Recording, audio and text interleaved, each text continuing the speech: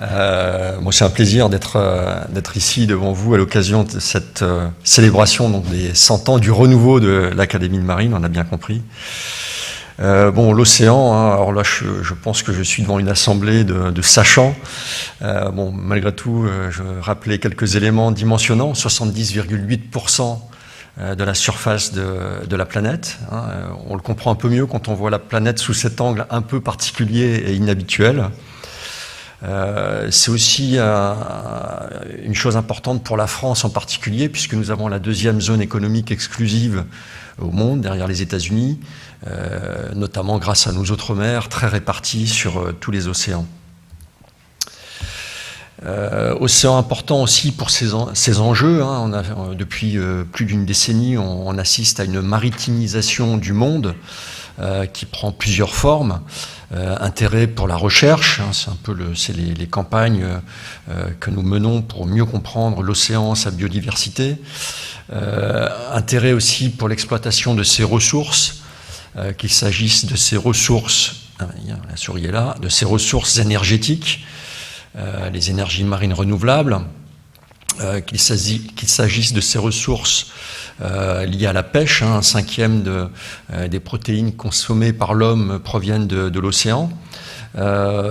Toujours dans un cadre d'économie bleue, il y a également les ressources de la plaisance ou de la croisière. Il y a également des enjeux liés à la protection, à la préservation de l'environnement, j'y reviendrai un petit peu. Et puis, évidemment, des enjeux liés au transport maritime. En 2018, 11 milliards de tonnes de fret ont transité par voie de mer et 30 cm de tirant d'eau en plus que l'on peut autoriser avec une meilleure connaissance de la bathymétrie, hein, des profondeurs de l'océan. Ça représente 2000 tonnes de charge pour un navire. Donc on voit que la connaissance, c'est utile. Enjeu également dans le domaine de la défense, qui pousse plus loin ces zones d'intérêt, dans le Grand Nord, avec des problématiques nouvelles qui s'invitent, une océanographie différente, hein, dans les hautes latitudes, pour des questions de Coriolis, avec des problématiques de glace, de nouvelles problématiques aussi liées à un besoin de connaissances à haute résolution des grands fonds, qu'on n'avait jamais envisagé jusque-là, hein. C'est pas un enjeu pour la sécurité de la navigation, c'est pas un enjeu pour grand-chose, a priori, puis si, aujourd'hui, c'est un enjeu. Alors ça l'a été très récemment dans le cadre de la recherche et la découverte du sous-marin Minerve, par 2300 mètres de fond au sud de Toulon. Et ça l'est avec des sujets dont on entend beaucoup parler actuellement, liés à la protection des infrastructures sous-marines. Ici, un câble de transmission de données qui est représenté. Et c'est un enjeu de compétition ici. Hein. Vous avez sans doute vu cette image là, du drapeau de la Fédération russe planté sur le pôle Nord. Alors, c'est grand, il y a beaucoup d'enjeux et on ne le connaît pas. Donc vous avez sur cette carte tout ce qui est en noir, en fait, c'est ce qui n'a pas été mesuré. Donc il y a quand même une prise de conscience de l'intérêt de la connaissance de l'océan, de l'intérêt de le faire par des approches internationales. Donc il y a notamment ce projet Seabed 2030 qui se fixe comme objectif de connaître 100% de l'océan, alors je précise de la bathymétrie, hein, juste le paramètre profondeur, il y a bien d'autres paramètres à connaître, mais sur ce seul paramètre, aujourd'hui, on considère qu'on connaît 20% de l'océan. Et il faut admettre que l'Europe fait bien dans ce domaine, puisque là, on voit qu'il y a beaucoup de noir, mais il y a sur les approches européennes, ici, toutes ces parties en plein, c'est le mérite d'un programme européen qui s'appelle EMODNET, qui est une contribution majeure à la connaissance des océans, pas tellement par des mesures nouvelles, mais par le rassemblement de mesures détenues dans les différents laboratoires. Donc ça peut être le CHOM, IFREMER en France ou bien d'autres laboratoires, et y compris en Europe. Et simplement en décloisonnant ces données détenues, on arrive à progresser assez rapidement dans la connaissance. Mais on voit qu'au-delà, il va vraiment falloir y aller et le mesurer. J'y reviendrai.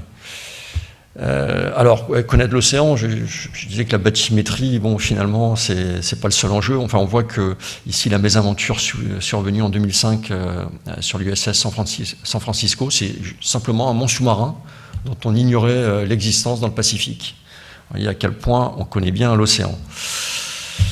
Alors, et pourtant, donc, ça fait quand même un moment qu'on s'y intéresse à cet océan. Ça fait 3 siècles. Alors, j'ai un profond respect pour l'Académie de Marine, mais je tiens tout de même à signaler que le CHOM a célébré 300 ans d'hydrographie l'année dernière, et que nous sommes le 16 mars. Et vous avez ici donc la maquette du Beautemps-Beaupré. Et Beautemps-Beaupré, c'est le père de l'hydrographie moderne. Et le 16 mars, c'est la date anniversaire.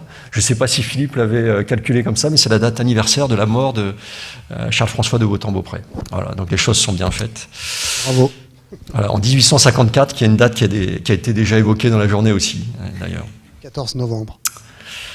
50 ans qu'on s'y intéresse à l'océan sous un angle plus défense, et donc pour les opérations que les armées y mènent.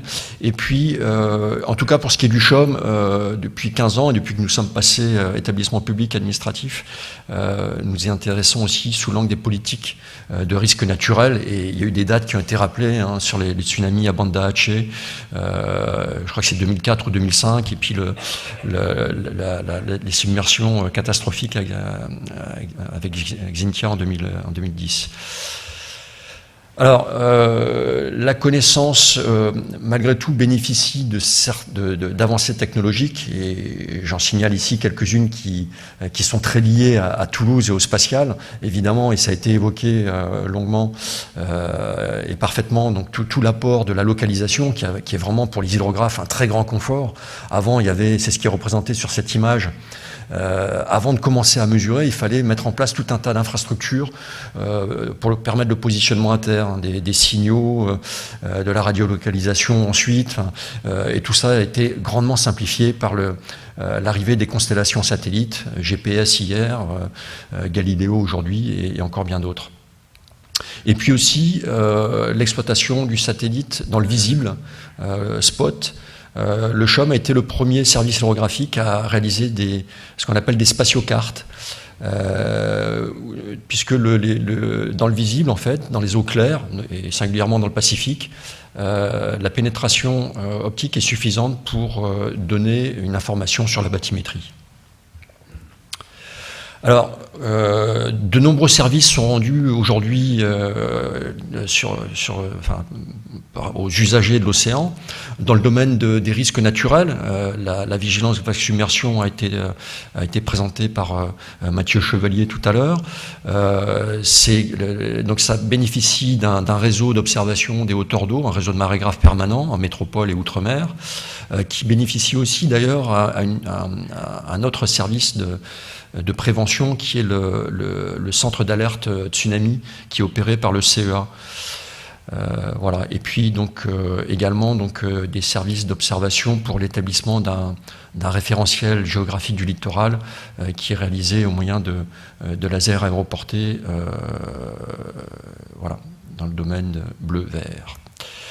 Des services également au profit des forces qui bénéficient eux aussi abondamment de l'observation spatiale, l'observation des fronts et des tourbillons au moyen de la température de surface, l'altimétrie pour la prévision océanique.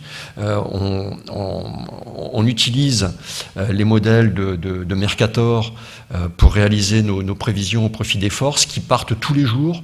Depuis le CISMF, tous les jours, il y a des bulletins de prévision océanographique qui partent à destination des forces. Le but pour les forces de connaître l'océan, c'est de pouvoir, essentiellement, il n'y a pas que ça, mais essentiellement, c'est de pouvoir anticiper et prévoir la propagation des ondes acoustiques, les ondes des sonars ou les émissions des indiscrétions, parce que les sous-marins font un peu de bruit et leurs indiscrétions peuvent être repérées par les sonars des frégates. Et donc tout ça, il faut pouvoir le prévoir pour essayer de s'en protéger ou de l'exploiter selon que l'on est chasseur ou chassé.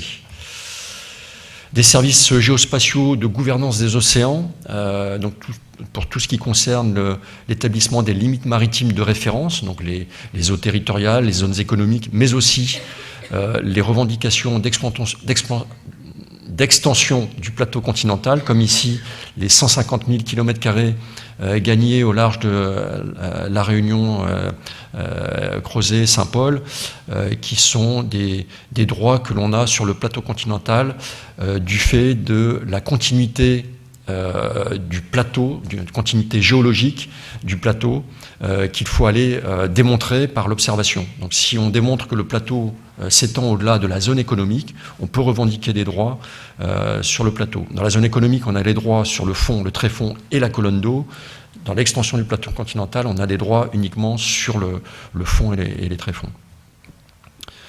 Et donc ces questions de gouvernance sont aussi très importantes pour la police des pêches, donc, qui est un peu illustrée ici avec un navire de police des pêches qui chasse un pêcheur illégal. Et c'est également important pour assurer la liberté de navigation en mer. Tous ces usages nécessitent une planification. On ne peut pas tout faire partout en même temps. Il y a des usages qui sont compatibles, d'autres qui ne le sont pas. Il y a des objectifs de protection qui ont été d'ailleurs annoncés avec force au One Ocean Summit par le président concernant donc la protection, donc les aires marines protégées, avec un objectif de 30% de zones protégées pour 2030 et 10% en zone de très haute protection. Donc tous ces usages, il faut les coordonner et voir ce qu'il est possible de faire entre de l'exploitation de granulats, de la pisciculture, des aires marines protégées et toutes ces icônes là, qui représentent les différentes activités qu'on peut exercer sur l'océan. Le protéger, donc c'est aussi donc l'objectif d'une politique européenne qui est la directive cadre stratégique pour le milieu marin, qui s'applique évidemment à la France et qui nous amène à définir des objectifs de bon état écologique, mesurer l'état actuel et surveiller notre progression vers cet état écologique qui se caractérise suivant différents paramètres, les perturbations acoustiques dans le milieu sonore, les habitats marins, les perturbations électromagnétiques, donc il y a une quinzaine de paramètres comme ça qui sont surveillés. Je reviens un instant sur la connaissance de la mer et sur l'angle, enfin le nouveau besoin qui s'invite sur les grands fonds, qui fait l'objet, donc, qui a été évoqué aussi dans le plan France 2030 avec un axe, l'axe 10, d'investissement sur la connaissance des fonds marins. Et donc juste pour vous illustrer finalement la nouvelle complexité que ça induit. On voit ici, donc là ça mesure 30 mètres, et c'est l'image que l'on peut avoir d'un fond à 2000 mètres de fond, de l'ordre de 2000 mètres de fond, quand on voit les choses depuis la surface. Donc avec des sondeurs tels que ceux qui sont embarqués sur le bottom opray que vous voyez là-bas, qui sont des sondeurs à l'état de l'art. Bon, donc on voit ici une image assez floue, et on voit bien, et avec cette capacité-là, on voit que par exemple on était incapable de trouver la Minerve, qui est le sous-marin un peu disloqué, dont les morceaux faisaient des tailles typiques de 30 mètres, qu'on ne pouvait voir au mieux que de manière très floue depuis la surface. Et donc il a bien fallu descendre, et là on voit effectivement l'image et la finesse de la résolution permise par des engins qui descendent en profondeur. Et donc ce sont ça les engins dont on a besoin aujourd'hui pour relever le défi de la connaissance des grands fonds qui nous est posé. Avec la contrepartie, c'est que quand on voit les choses depuis la surface, on est très productif, on fait 1000 km² par jour. Si on prétend mesurer les choses à haute résolution, donc en se rapprochant des fonds, on voit qu'on a des rendements qui tombent dramatiquement de l'ordre de 5 km² par jour. Voilà le défi qui nous est proposé. Et au-delà de ce défi, donc là il y a plein voilà un peu les engins, à quoi ils vont ressembler, à quoi ils ressemblent déjà aujourd'hui, à quoi ils vont ressembler demain, pour aller investiguer donc les grands fonds. Et avec une problématique supplémentaire qu'il y ait, et c'est bien légitime, une ambition de collecter massivement de la donnée, deuxième zone économique exclusive, les grands fonds auxquels on s'intéresse de plus en plus, donc des moyens pour aller faire de l'acquisition de données, mais donc derrière aussi, parce que acquérir de la donnée, ce n'est pas une fin en soi, il faut derrière en faire des produits et des services utiles. Donc on a aujourd'hui déjà un défi à relever de traiter ces données massives de manière efficiente. Et ça soulève des questions d'utiliser des algorithmes un peu plus automatiques que ce qu'on a aujourd'hui, exploitant les ressources de l'intelligence artificielle ou du traitement de données massives. Voilà. Et puis, pour boucler la boucle, et montrer donc aussi l'intérêt de la profondeur historique. On a vu tout à l'heure des images sur l'apport de l'altimétrie pour l'observation de l'élévation des hauteurs d'eau, mais rien ne remplace les 300 ans de chronique d'observation dont nous disposons dans certains ports, comme ici à Brest, pour avoir justement cette profondeur temporelle avec des précisions évidemment bien inférieures. Mais voilà, donc ça veut juste illustrer qu'il n'est jamais trop tôt pour bien faire et qu'il est important de se lancer dans des programmes ambitieux. Et je pense qu'à l'époque, mesurer la marée, c'était pas forcément quelque chose de vu comme essentiel, mais pourtant on voit avec le recul qu'au-delà des bénéfices immédiats qui étaient apportés, il y a aussi ces bénéfices à profondeur historique. Merci.